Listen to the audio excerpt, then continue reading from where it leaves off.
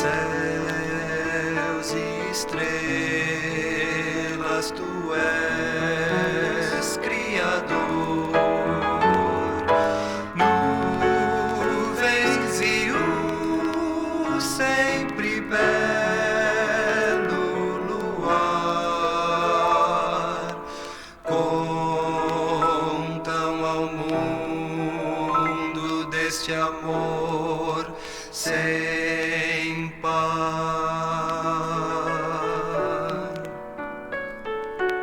Tua palavra é perfeita e fiel, são teus juízos mais doces que o mel.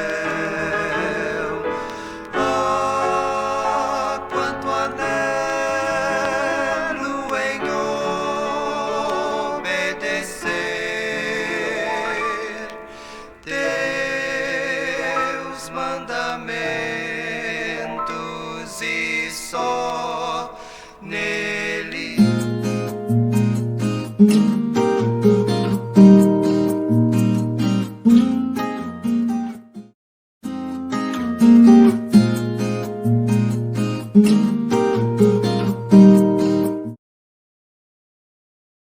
Bom dia, pessoal. Hoje nós vamos fazer um estudo sobre caminhos de Deus. E o objetivo desse estudo é pesquisar, aprofundar na Palavra de Deus, na Bíblia Sagrada, a respeito de caminhos ou ações de Deus em nossas vidas. A palavra de Deus, ela nos informa lá em Isaías, no capítulo 55, de 8 a 10, a seguinte mensagem. Isaías 55, de 8 a 10. Porque os meus pensamentos não são os vossos pensamentos, e nem os vossos caminhos, os meus caminhos, diz o Senhor. Porque assim como os céus são mais altos do que a terra,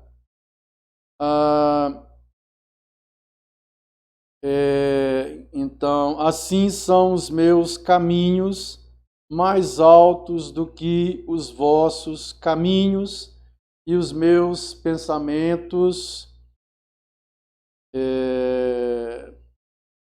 mais altos do que os vossos pensamentos.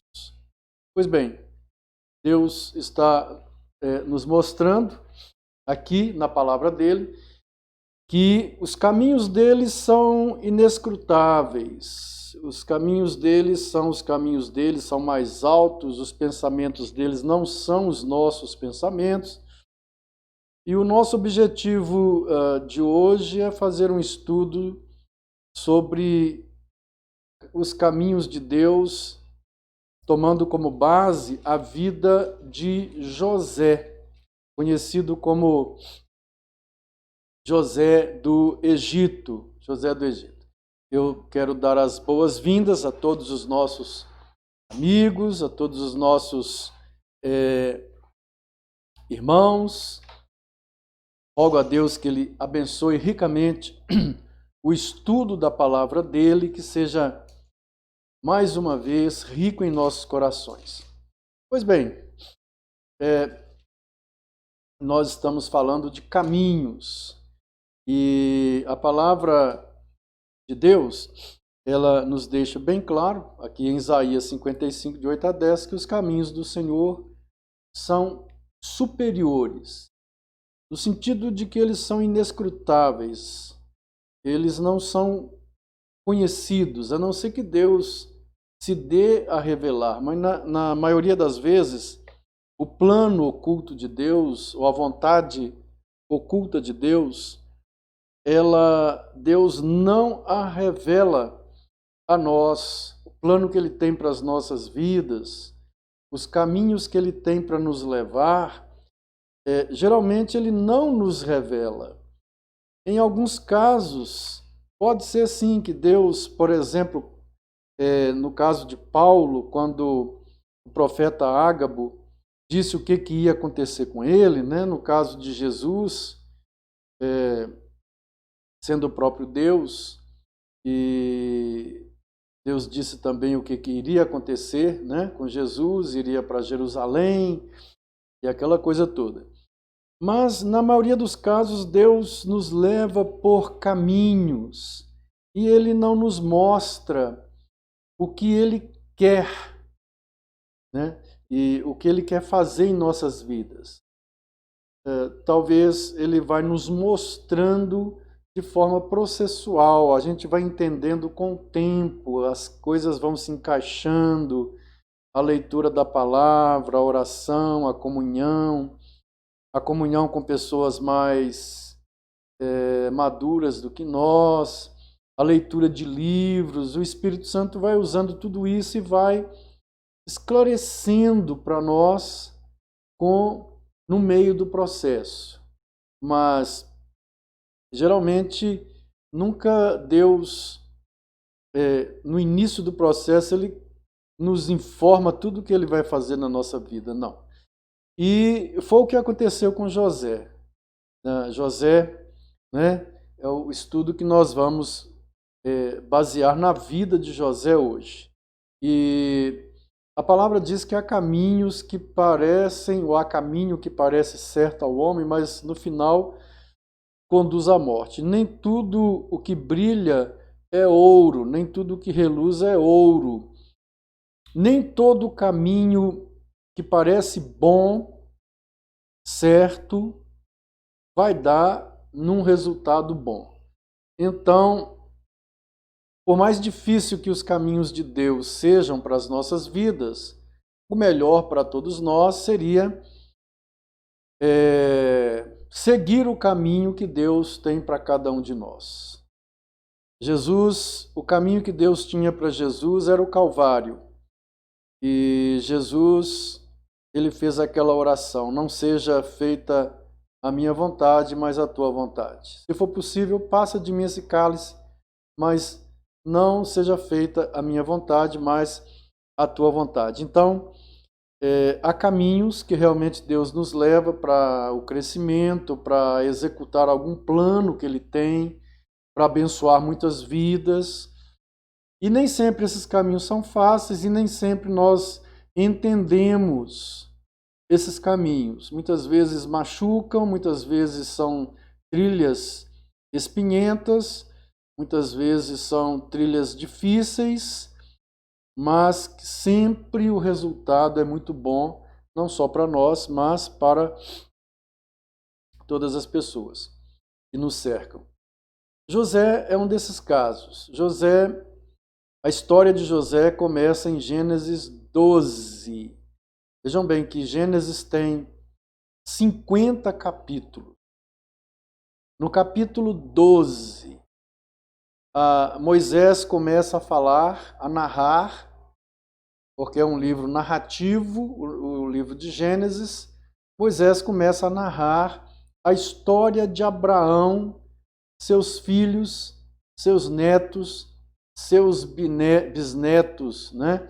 Até chegar ao final do livro de Gênesis, quando se diz sobre a morte de José. Mais especificamente, a história mesmo de José, filho de Jacó, 11º filho de Jacó, começa em Gênesis, no capítulo 37, de 1 a 50. Eu não vou ler o texto todo, mas é interessante. Se você está interessado em aprofundar mais, leia o capítulo 37 todo. Aliás, os livros históricos da Bíblia, Gênesis, Êxodo, o Pentateuco, 5 livros de Moisés, são livros deliciosos de serem lidos, né? São histórias que marcam profundamente e trazem lições profundas para as nossas vidas, como essa que hoje nós estamos trabalhando aqui nessa live. E o capítulo 37, então, ele é muito importante para nós, né, do versículo 1 até o versículo 50. Todos conhecem a história de José, né? José foi filho e Benjamim são os dois filhos aí da esposa de Jacó, Raquel. Lia teve 6 filhos, a serva de Lia teve 2, a serva de Raquel 12 filhos, que deram origem às 12 tribos de Israel. José, aos 17 anos, já sonhava, tinha sonhos maravilhosos, mas eram sonhos que inquietavam aos seus irmãos naquela luta pelo poder. E o pai fez uma túnica, né, toda listrada, colorida, talar, e José teve sonhos e contou aos seus irmãos, contou ao seu pai, e Deus já estava mostrando, através daqueles sonhos, que José seria um menino escolhido e usado para uma obra muito grande naquela terra lá de Canaã e Egito, e em todo mundo daquela época praticamente. Pois bem, a história de José, até os 17 anos, adolescência, ele está em casa, ele é o filho mais amado, o seu pai o teve na velhice, Raquel era estéril, ela só concebeu já bem mais tarde, inclusive o segundo parto dela, de Benjamim, Raquel não sobreviveu, a criança sobreviveu, mas Raquel morreu. Já estava bem madura e ela não conseguiu sobreviver ao parto de Benjamim.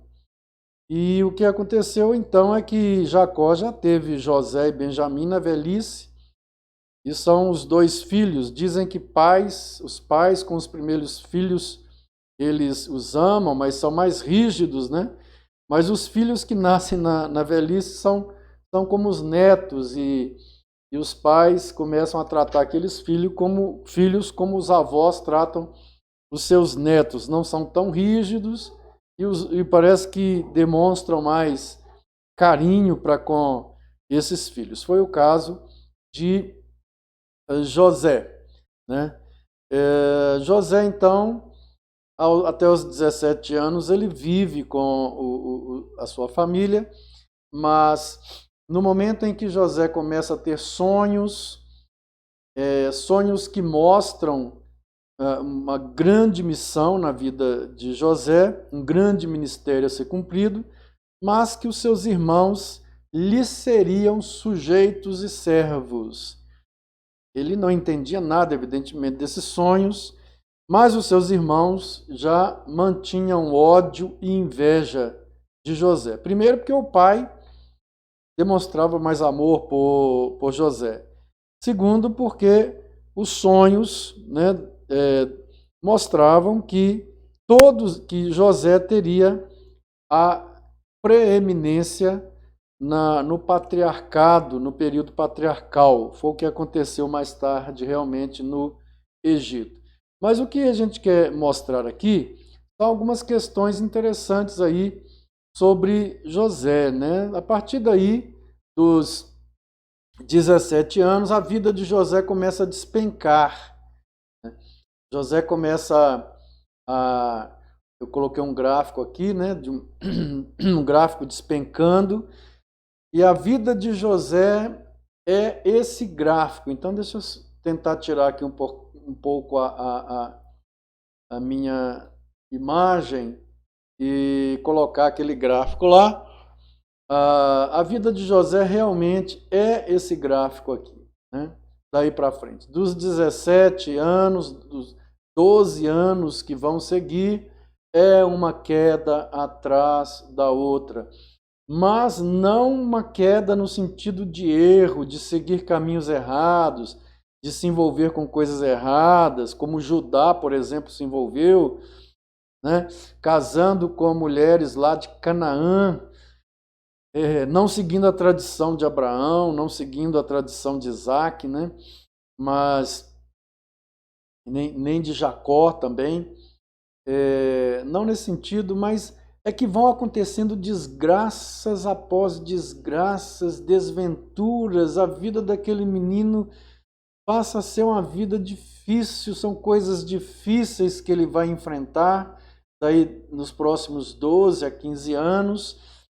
E José, então, se fosse olhar hoje, né, alguém diria assim, alguém fez macumba para esse menino, para esse rapaz, que a vida dele é só decepção, é só dificuldades, desgraça pouca, né? E não é desgraça pouca, não, é muita coisa ruim acontecendo na vida desse rapaz. E então é esse gráfico, e a gente vai passar então aqui a fazer uma análise da vida de José a partir dos 17 anos de idade. Primeira questão a partir daí é que ele passa a ser um rapaz, um adolescente odiado, né, pelos seus irmãos, os seus 10 irmãos, por causa do amor do pai, da afeição do pai por José, Jacó, e especialmente por causa dos sonhos, né, dos sonhos daquele menino. E em Gênesis 37, 4 e 5, por isso que é importante ficar com aí a Bíblia aberta para acompanhar. Gênesis 37, no versículo 4, diz assim: vendo, pois, seus irmãos que o pai o amava mais que a todos os outros filhos, odiaram-no e já não lhe podiam falar pacificamente. Teve José um sonho e relatou a seus irmãos, por isso odiaram ainda mais. Ele era adolescente e naquele entusiasmo de contar o sonho, né? Os sonhos que ele tinha, contava, não guardava segredo. E eles então o odiavam mais ainda. Agora é interessante notar que o pai demonstrava mais afeto pelo José, e os 10 irmãos já o odiavam por causa disso, e os sonhos vieram a aumentar esse ódio, essa inveja, essa rivalidade com respeito a José. Pois bem, segundo ponto, né, que mostra essa queda na vida de José do ponto de vista humano, vejam bem, que é do ponto de vista humano. Se for olhar a vida de José numa análise humana, José realmente é um homem que está enfrentando muitas dificuldades, dependendo dos pressupostos religiosos de uma pessoa, né? Alguns diriam, puxa vida, esse homem deve ter feito muito mal em outra vida, ou um cristão, por exemplo, né, poderia dizer, puxa, um muçulmano, né? Puxa, esse homem deve ter irritado a Deus muito para acontecer tudo isso com ele. E alguns segmentos cristãos também diria, esse homem deve estar em pecado, porque a vida dele é uma dificuldade atrás da outra. Vejam bem que não só o ódio que ele recebia da sua família, acaba que ele é traído pelos seus irmãos. Uma traição cruel, uma coisa má, mórbida, algo terrível, né? Os irmãos estão mais ou menos a alguns quilômetros, talvez uns 30 quilômetros, com o rebanho da família, e o pai manda então José ver o que os irmãos estavam fazendo, como é que estava indo. E em Gênesis 37, 18, a gente encontra o seguinte: de longe José vinha, e de longe o viram. Quer dizer, os irmãos o enxergam de longe com a sua túnica que seu pai tinha feito para ele. E antes que chegasse, conspiraram contra ele para o matar. Vejam bem que eles conspiram contra o menino para o matar. Era ódio mesmo, era inveja mesmo. Queriam matar a José. E é isso que diz o versículo 18. E se a gente continua a leitura, a gente vai ver que Rúben e Judá é que tentam apaziguar.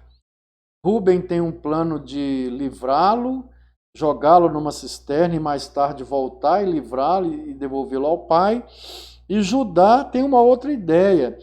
Quando vê uma caravana de midianitas ou ismaelitas descendo para o Egito, porque aquele lugar ali era rota para comercial,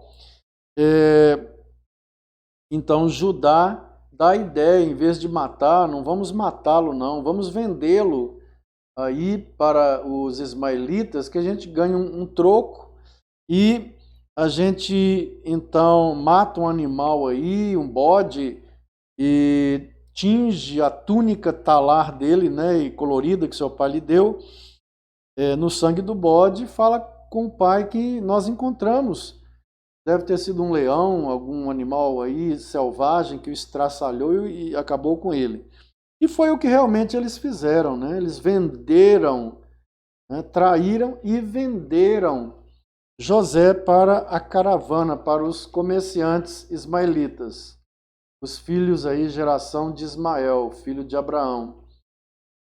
Em Gênesis, então, 37, de 25 em diante, até o 27, é que vai contar essa história. Ora, sentando-se para comer pão, olharam e viram que uma caravana de ismaelitas vinha de Gileade.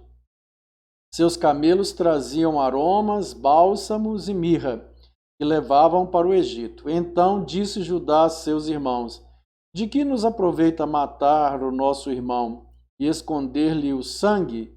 Vinde, vendamo-lo aos ismaelitas. Não ponhamos sobre ele a mão, pois é nosso irmão e nossa carne. Seus irmãos concordaram. Venderam seu irmão como escravo, e tudo indica que José relutou, pediu por todos os amores a Deus que eles tivessem, ao pai, à família, a Abraão, a Isaque, a Jacó, que não fizessem aquilo, mas não adiantou. Ele foi vendido como escravo pelos irmãos, traído e vendido. E chegando lá no Egito, ele é vendido então para um oficial de Faraó, da corte de Faraó, Potifar, né? Isso está em Gênesis 39, versículo 1, que diz assim: José foi levado ao Egito e Potifar, oficial de Faraó, comandante da guarda egípcio, comprou-o dos ismaelitas que o tinham levado para lá. Foi comprado por Potifar e as coisas começam então a melhorar para José, porque o versículo 2 diz que o Senhor era com José, que veio a ser homem próspero e estava na casa de seu senhor egípcio. E ele era tão bom administrador que acaba que Potifar coloca tudo debaixo da administração de José. Então a vida se torna um pouco mais suave. Mas vejam bem, longe do pai, arrancado abruptamente do seio da família, com 17 anos de idade, traído, o plano era matar, a providência de Deus, resolveram vendê-lo, foi vendido como escravo, foi parar num outro país, longe de todo mundo, longe da mãe. Aliás, a mãe já estava morta, mas longe dos irmãos, das outras mães, eram pelo menos mais 3 mães, longe do pai que o amava. Agora ele está na casa de um oficial, de gente estranha, um menino com 17 anos de idade, 18 anos, e administrando ali todo o patrimônio do oficial do comandante Potifar. E acontece que daí a algum tempo vem mais um infortúnio sobre a vida de José. Quando tudo estava melhorando, ele foi colocado como mordomo de toda a casa de Potifar, responsável por tudo. Vem outro problema sobre a vida de José. Agora é a esposa de Potifar cantando, tentando levar José para a cama, e esse sempre recusando, até que um dia ele foi à casa de Potifar para resolver alguns problemas, e a mulher então o agarrou. Ele soltou a sua capa nas mãos da mulher e correu. E a mulher então gritou e alguém foi atender, e a história diz que a versão dela é que ele tentara agarrá-la e levá-la para a cama e que ela gritou. Então acaba que mais uma queda, mais um problema, é que José vai parar dentro de um calabouço, dentro de uma masmorra. Agora é saber como é que era esse tipo de prisão lá no Egito na época. Devia ser algo horrível, algo no porão, devia ser algo num ambiente de sujeira, de escuridão, de fedor e de ratos, baratas. José foi no mais degradante lugar que um ser humano pode ir. Ele foi lá no fundo do poço, não tinha mais para onde descer, não. No capítulo 39, versículo 20, que diz, e o Senhor de José o tomou e o lançou no cárcere, no lugar onde os presos do rei estavam encarcerados. Ali ficou ele na prisão. Evidentemente, ele poderia a qualquer momento ser enforcado. Ficava ali esperando um tipo de um julgamento. E Potifar devia saber muito bem que tipo de mulher que ele tinha, porque era para José ter sido enforcado imediatamente após a queixa da mulher, mas ele ficou ali na prisão, de molho, e ficou ali para permanecer o resto da vida e morrer ali doente, com uma lepra, uma tuberculose, algum tipo de doença daquela época. E então acontece um fato interessante aí, é que José mais uma vez é esquecido. Acontece que o faraó manda prender 2 homens que eram da corte, um é padeiro, o outro é copeiro, e esses 2 homens chegando lá no calabouço, eles têm um sonho na mesma noite. Ambos têm, cada um seu sonho. E então o chefe da cadeia pede a José para interpretar o sonho deles, porque eles estão muito tristes. E José vai e diz para o padeiro, para o copeiro: esse sonho seu significa que daqui a tantos dias Faraó vai te restituir ao seu cargo, você vai voltar a servir Faraó. Quanto ao padeiro, é que daqui a 3 dias Faraó vai te enforcar.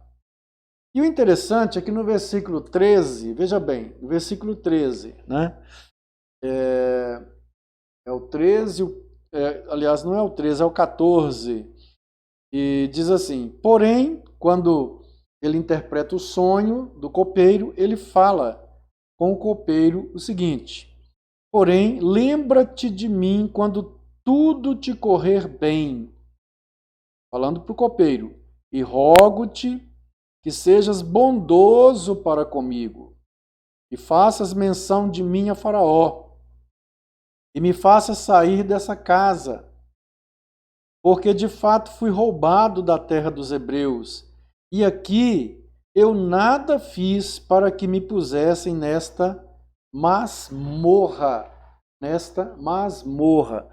Notem bem que o próprio José, a consciência que ele tem da vida dele é de queda. É mais ou menos o que acontece com Jó. José não entende uma sucessão de quedas. A vida dele só vai caindo até o fundo do poço. E ele pede ao copeiro para que o copeiro, quando for restituído ao seu cargo, não se esquecesse dele, mas falasse dele fizesse menção dele para Faraó. E o que aconteceu é que o copeiro foi restituído e não fez menção nenhuma. Caiu no esquecimento. Mas 2 anos aí de José na cadeia. Se José fosse depender do copeiro para sair dali, ele não sairia dali nunca. Mas acontece uma coisa muito interessante aqui, é que é o seguinte: a vida de José, ela está debaixo de um plano. Ela está debaixo de um plano. E toda essa queda que aos olhos humanos, essa sucessão de acontecimentos é vista como queda, como desgraça. Essa sucessão de acontecimentos difíceis, de tribulação, é vista pelo ser humano como algo ruim, mal na vida de alguém. Mas vamos nos lembrar de Isaías 55, de 8 a 10, porque os meus caminhos não são os vossos caminhos. Os meus pensamentos não são os vossos pensamentos. É assim que Deus fala. Os caminhos de Deus estão acima dos nossos. E os pensamentos de Deus estão acima dos nossos pensamentos. Os homens sobre José diriam, se fosse hoje, por exemplo, vamos lá fazer uma corrente das 9 orações, das 9 semanas, vamos fazer uma oração por esse homem deve estar, ou está em pecado, ou esse homem fez muito mal na outra vida, ou esse homem fez isso, fez aquilo, dependendo da religião, dependendo da convicção que a pessoa tem religiosa. Mas, na verdade, esse gráfico, ele representa a vida de José do ponto de vista humano, do homem que não entende os caminhos de Deus, porque do ponto de vista de Deus é o contrário. A vida de José, dos 17 anos de idade para cá, é algo que está seguindo um caminho que Deus planejou. Não é uma desgraça, é ao contrário, é uma bênção. É uma bênção.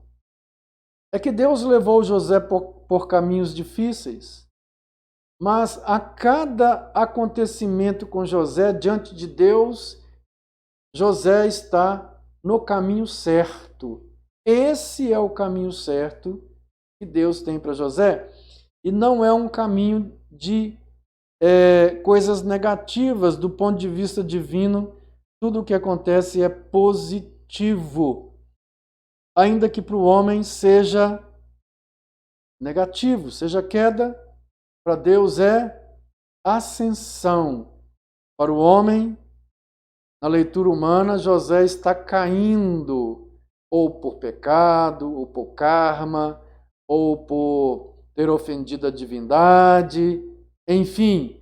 Mas, do ponto de vista de Deus, a cada parte do processo da vida dele, ele está subindo, porque ele está escalando um plano, ele está seguindo um plano que Deus tem para a vida dele. Isso acontece nas nossas vidas. Acontece nas nossas vidas quando nós tememos a Deus, o amamos e passamos por algumas ocasiões difíceis nas nossas vidas. Na verdade, podemos dar graças a Deus, porque é o Senhor nos encaminhando. Ou se passamos por momentos alegres, felizes, difíceis, espinhosos, largos, abençoados, prósperos, podemos dar graças a Deus, porque se o amamos e o tememos, se seguimos a sua palavra, Deus tem um propósito para a vida de cada ser humano. Deus tem uma vontade que coordena a vida de cada ser humano e que o encaminha. Então, para Deus, a vida de José só está subindo. Só está subindo. Ainda que pareça que só é desgraça atrás de desgraça e está caindo, Deus tem controle sobre tudo. Vejam bem que no capítulo 41, os versos 1, 9, 14, 25, 33 e 39 e 40, esses versículos vão nos dizer sobre a vida de José a partir dos 17 anos, do ponto de vista de Deus. Vejam bem, capítulo 41, versículo 1. Passados 2 anos completos, Faraó teve um sonho. Parecia-lhe achar-se ele de pé junto ao Nilo. Olha, 2 anos completos, que o copeiro saiu do calabouço, foi restituído ao seu cargo na corte do rei do Egito. Ele não fez nenhuma menção de José. E se fosse depender dele, José ficava para o resto da vida lá. Mas 2 anos depois, Deus faz Faraó ter um sonho. Faraó tem um sonho. Aquele sonho das vacas, das 7 vacas gordas, as 7 vacas magras que comem as gordas, depois as 7 espigas cheias, as 7 espigas mirradas, e as mirradas destroem as cheias. Faraó fica apavorado com aquele sonho. O mundo antigo não era um mundo científico, não era um mundo da ciência, era um mundo místico. Para eles o sonho representava muita coisa. E Faraó manda chamar todos os sábios do seu reino, e ele manda chamar todos os magos do seu reino para que alguém pudesse interpretar o seu sonho, e ninguém interpreta o seu sonho, ninguém consegue interpretar. Aí o copeiro, então, vendo a aflição de Faraó, se lembra daquele moço lá na cadeia, no calabouço, que interpreta o seu sonho e o sonho do padeiro, e ele conta para Faraó, e Faraó então manda chamar esse tal de José, tirá-lo do calabouço. Vejam como que Deus interfere na hora certa. É na hora de Deus. Não é há 2 anos atrás, quando o copeiro sai. Deus ainda precisa fazer alguma coisa. É na hora de Deus que ele interfere. O versículo 9 diz: Então disse a Faraó, o copeiro-chefe: Lembro-me hoje das minhas ofensas. Estando Faraó muito indignado contra os seus servos, e pondo-me sob prisão na casa do comandante da guarda, a mim e ao padeiro-chefe, tivemos um sonho na mesma noite, eu e ele. Sonhamos, e cada sonho com a sua própria significação. E o versículo 14, ele vai falar de José então, e no versículo 14 diz: Então Faraó mandou chamar a José, e o fizeram sair à pressa da masmorra. Ele se barbeou, mudou de roupa e foi apresentar-se a Faraó. Nesse momento, José devia ter uns 29 ou 30 anos de idade. Nesse momento, quando ele sai da cadeia.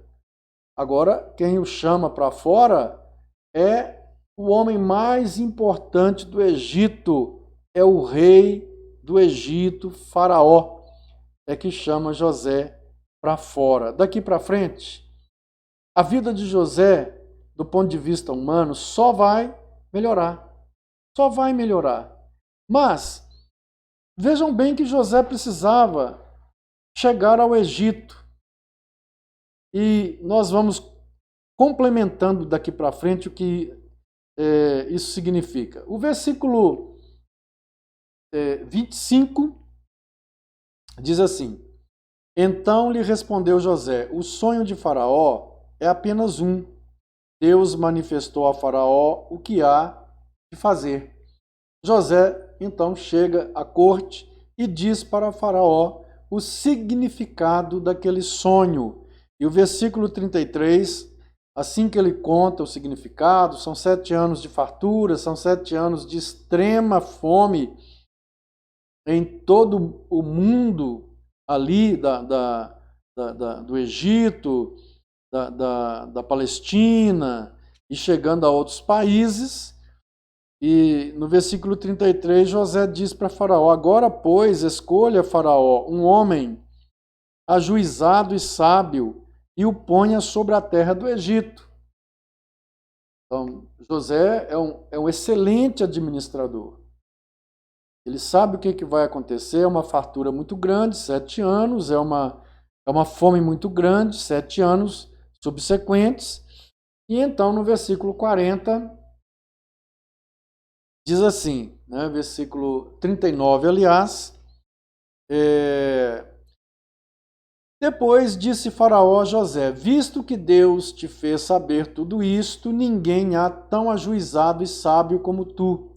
Administrarás a minha casa, e a tua palavra obedecerá a todo o meu povo. Somente no trono eu serei maior do que tu. Ora, o que Faraó faz com esse homem? Coloca esse homem na posição mais alta do Egito, acima de Potifar, acima de toda a corte. Só no trono, Faraó tinha mais poder do que José. Só quando ele sentava no trono para julgar, para decidir, é que ele tinha mais poder. O resto estava na mão de José, em todo o tempo.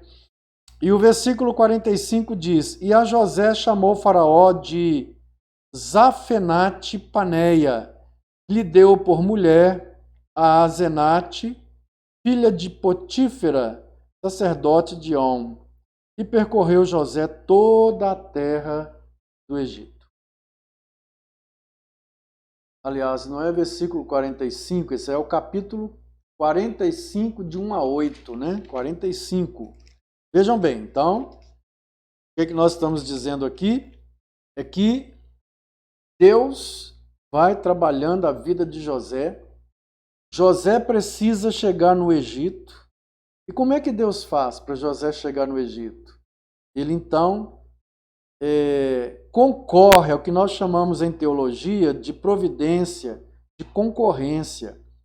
É quando Deus tem um plano a ser realizado e ele, de uma forma soberana e misteriosa, ele permite que os males que os homens fazem e que o diabo faz e que os planos maléficos dos homens sejam incluídos nesse plano, sendo que Deus não tem nenhum envolvimento com o pecado, com a maldade. Isso é um mistério que a mente humana não tem como entender.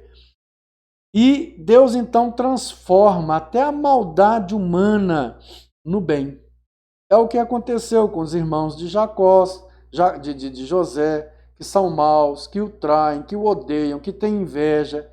E quem é que lança José para o Egito? Numa primeira instância, é um projeto de Deus. numa segunda instância, são os homens. É a maldade humana. Deus não é responsável pela maldade humana, mas soberanamente e misteriosamente, Deus faz com que essa maldade humana, esses planos maus humanos, a perversão humana, tudo contribua para que o seu plano sobre a terra, sobre o universo, o seu plano santo, justo, possa então acontecer.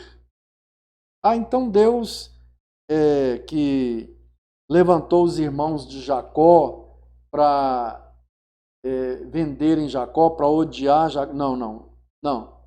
Aí nós não sabemos, ninguém sabe como conciliar a responsabilidade humana com a soberania divina. Uma coisa é certa, Deus não se envolve com o pecado, não se envolve com o mal, Deus não é o autor do mal, nele não há nenhuma sombra de mal, ou ele não pode ser tentado pelo mal, ele está na luz. É um mistério, o que a gente chama de providência concorrente.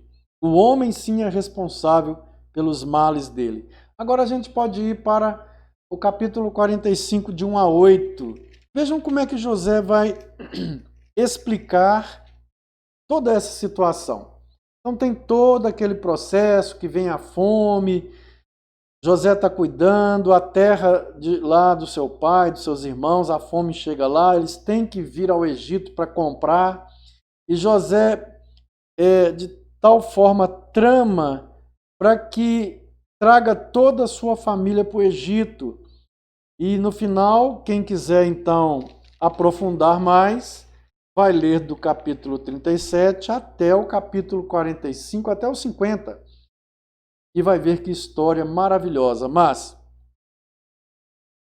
no final das contas, José então, ele se dá a conhecer a seus irmãos. O capítulo 45 vai narrar essa história, e a partir do versículo do versículo 1 até o 8 diz assim: Então José, não se podendo conter diante de todos os que estavam com ele, bradou: Fazei sair a todos da minha presença.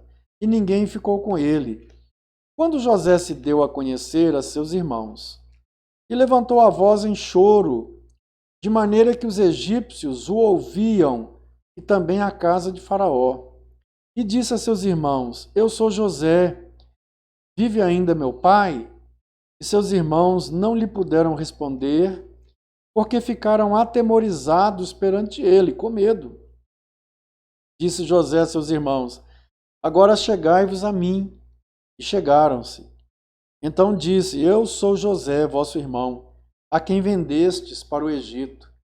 Agora, pois, não vos entristeçais, nem vos irriteis contra vós mesmos, por me haverdes vendido para aqui, porque para a conservação da vida Deus me enviou adiante de vós, porque já houve 2 anos de fome na terra, e ainda restam 5 anos, em que não haverá lavoura nem colheita. Deus me enviou adiante de vós, para conservar a vossa sucessão na terra, e para vos preservar a vida por um grande livramento. Assim não fostes vós que me enviastes para cá, e sim Deus, que me pôs por pai de Faraó, e senhor de toda a sua casa, e como governador em toda a terra do Egito. Na interpretação de José, José está interpretando sob o foco de Deus. Foi Deus que fez isso, e é correto. Mas há o foco humano também.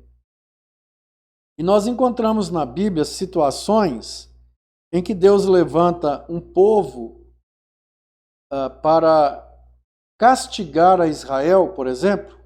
Levanta um exército inimigo que vem contra Israel e traz grande luta sobre Israel. E só que há um fato interessante aqui.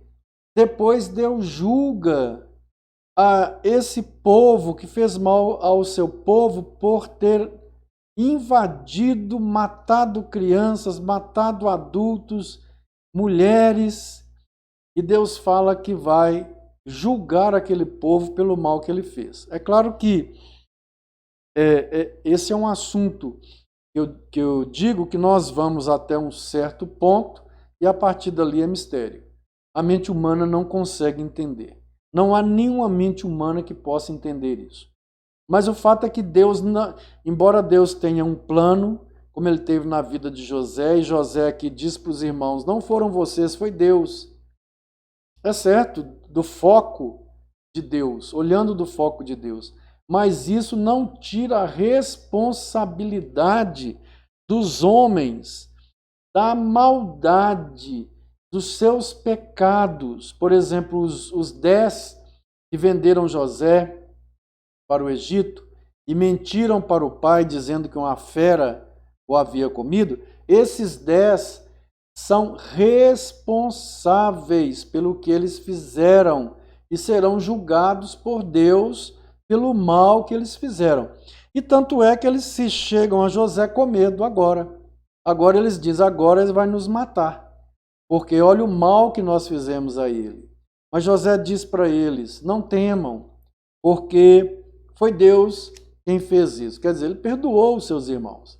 E ainda, nós podemos ver aí no capítulo 50, depois da morte de Jacó, no capítulo 50, do verso 19 ao 21, né? Jacó morre, o pai morre, e eles falam agora, José, nosso pai morreu agora e vai acabar com a gente. Já está todo mundo no Egito, morando, a família toda, 70 pessoas vieram de Canaã, da família, estão assentadas no Egito, numa terra para pastores, e os irmãos dizem, agora ele acaba com a gente. Vejam bem o que está escrito aqui, olha, versículo 19. Respondeu-lhe José, não temais, acaso estou eu em lugar de Deus? Porque eles vão até José e dizem, nosso pai pediu para você nos perdoar e não nos matar. Ele diz, não fiquem com medo, eu não estou no lugar de Deus. E ele diz, vós, na verdade, aqui ele já reconhece a responsabilidade humana. Vós, na verdade, no versículo 20, intentastes o mal contra mim, porém Deus o tornou em bem, para fazer, como vedes agora, que se conserve muita gente em vida. Não temais, pois eu vos sustentarei a vós, outros e a vossos filhos. Assim os consolou e lhes falou ao coração. E lhes falou ao coração. José, uma pessoa muito especial. Deus tinha um plano. Que plano era esse na vida de José? Era que José preservasse os filhos de Abraão. Porque o Messias teria que vir ao mundo mais tarde. Israel não poderia ser destruído, os hebreus não poderiam ser destruídos. Eles tinham que dar continuidade à geração até chegar a Jesus, para que Jesus, o Filho de Deus, pudesse vir ao mundo para salvar a humanidade. Pois bem, e esse é o propósito a longo prazo, mas havia o propósito ali a curto prazo, que era salvar a população daquela parte do mundo. Foi uma fome severa que veio sobre o mundo inteiro. E Deus escolheu José para administrar essa situação, mas José, para administrar essa situação, ele tinha que ir para o Egito. Ele tinha que se tornar um como Faraó. E aí é que entrou a questão. Os irmãos, então, o vendem numa rota comercial, ele chega no Egito como escravo, vai para a casa de Potifar, depois a mulher de Potifar faz aquele rolo todo, ele é julgado na prisão, fica mofando na prisão anos e anos, O copeiro sai da prisão, esquece, mas Deus vai lá e dá um sonho ao próprio Faraó. E José vai parar lá na frente de Faraó. E José então dá a interpretação do sonho. E é feito um com Faraó, com a mesma autoridade de Faraó. E na sua capacidade, habilidade, nas suas competências de administrar, ele administra de tal forma que ele consegue comprar o Egito inteiro para Faraó, dar mais poder a Faraó, e é assim que se encerra a história de José. Pois bem, aplicando isso às nossas vidas, pode até parecer na vida de muita gente que a vida se tornou como um túnel sem luz, insuportável.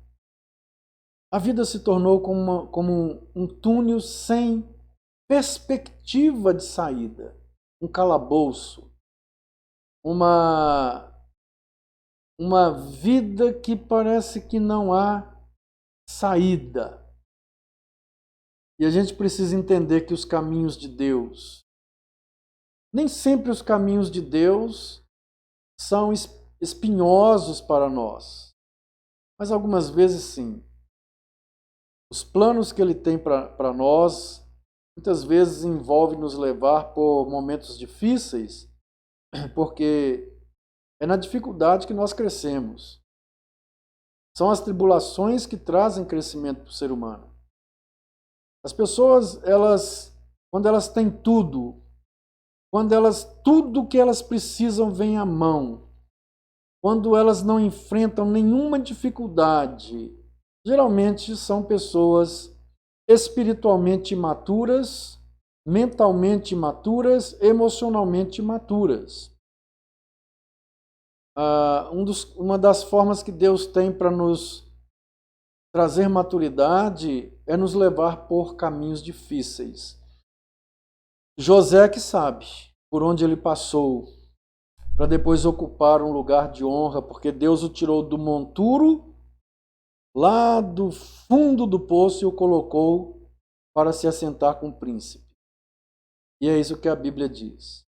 Então lá em 1 aos Tessalonicenses, tem um princípio lá até muito importante que nós deveríamos guardá-lo para o nosso bem, sempre pensar nesse princípio. Talvez Deus não tenha um plano na minha vida como Ele teve um plano na vida de José, tão importante quanto José.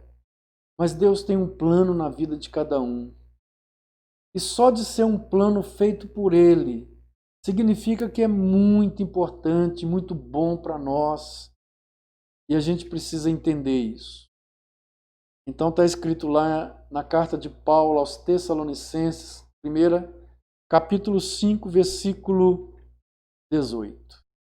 E diz assim: em tudo dai graças, porque esta é a vontade de Deus, em Cristo Jesus, para convosco. Em tudo dai graças. Em tudo. Não só nas horas boas. Não só nas horas de prazer, de felicidade. Mas nas horas difíceis também. Dai graça. Porque esta é a vontade de Deus. Porque este é o caminho por onde Deus quer te levar. E muitas vezes vai nos levar para caminhar no meio do fogo. Mas o fogo não nos queimará. Muitas vezes nos levará para caminhar na água, mas a água não nos afogará. A Bíblia nos ensina que há momentos que tudo vai ser escuridão mesmo. Nós não veremos luz no fim do túnel. Mas podemos saber que Deus está conosco. E Ele esteve com José a cada momento. Na hora que ele foi vendido, quando a mulher de Potifar fez aquela sujeira com ele, quando foi parar na prisão, Deus sempre esteve com ele. Nós não precisamos ficar perguntando para Deus por quê? Por que isso? Por que aconteceu aquilo outro?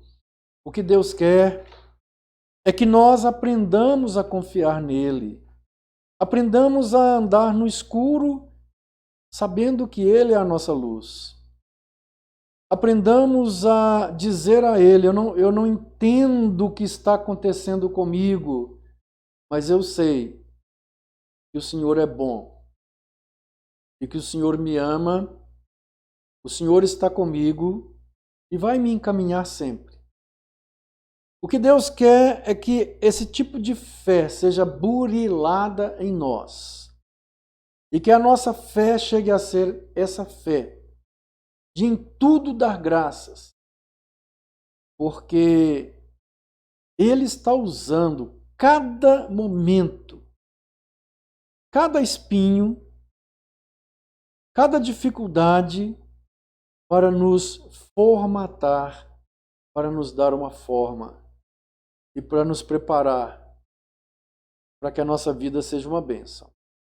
O outro texto está em Romanos 8, versículo 28, que diz assim: sabemos que tudo contribui juntamente para o bem daqueles que amam a Deus, daqueles que são chamados segundo o seu plano. Tudo, existe uma sinergia e tudo está encaixado como engrenagem, contribuindo para o bem daqueles que amam a Deus. Mas vejam bem, é para o bem daqueles que amam a Deus, não daqueles que odeiam a Deus ou desprezam a Deus. Pela graça de Deus, muitos que o odeiam e o desprezam são trazidos a Ele, transformados e convertidos em novas criaturas. Tudo coopera para o bem. Tudo coopera. Há uma sinergia. Mesmo os túneis que parece que não têm luz no fundo, mesmo que a nossa vida se pareça muito com esse gráfico aqui, nós devemos entender que a forma de Deus ver é outra e começar a enxergar a vida de acordo com a forma de Deus. E o último texto, para encerrar, é 2 aos Coríntios, capítulo 12, de 7 a 10, que diz assim: Paulo está fazendo uma oração. 2 aos Coríntios, capítulo 12, de 7 a 10. E para que não me ensoberbecesse com a grandeza das revelações, foi-me posto um espinho na carne, mensageiro de Satanás, para me esbofetear, a fim de que eu não me exalte. Por causa disto, 3 vezes pedi ao Senhor que o afastasse de mim. Então ele me disse: a minha graça te basta, porque o poder se aperfeiçoa na fraqueza. De boa vontade, pois, mais me gloriarei nas fraquezas, para que sobre mim repouse o poder de Cristo. Pelo que sinto prazer nas fraquezas, nas injúrias, nas necessidades, nas perseguições, nas angústias, por amor de Cristo. Porque quando sou fraco, então é que sou forte. Paulo está pedindo, tem algo incomodando a Deus, a Paulo, e está atrapalhando o ministério dele. Ele poderia produzir muito mais se não tivesse aquele problema, e era um problema nos olhos. Ele não enxerga direito, além do incômodo de lacrimejar seus olhos constantemente. E ele diz a Deus: Senhor, se o Senhor tirar isso de mim, eu posso trabalhar com muito mais agilidade, escrever, ler. Deus diz para ele assim, Deus fala então com o apóstolo Paulo. Ele pede a Deus 3 vezes, Deus diz: olha, você já tem tudo o que você precisa. Você tem a minha graça e ela é o bastante para te sustentar. Então Paulo aprende um princípio aqui, ele aprende que o poder de Deus, ele se aperfeiçoa exatamente quando nós nos sentimos derrotados. É isso, mais ou menos isso daqui. É quando as pessoas viram, puxa, a vida dessa pessoa só caindo, não em pecado, aqui dificuldades como José, e Paulo entende que é ali que Deus nos aperfeiçoa. Ali é o laboratório de Deus. Por isso, para Deus, não é esse gráfico. Para Deus é esse. O laboratório de Deus é esse. É aqui que Ele nos aperfeiçoa. E eu encerro dizendo para você que está nos assistindo, o senhor, a senhora, que Deus é muito bom, que Deus tem um plano na sua vida. Eu não sei por onde você tem caminhado, o que tem enfrentado, mas saiba de uma coisa, Deus não vê assim. Deus vê assim.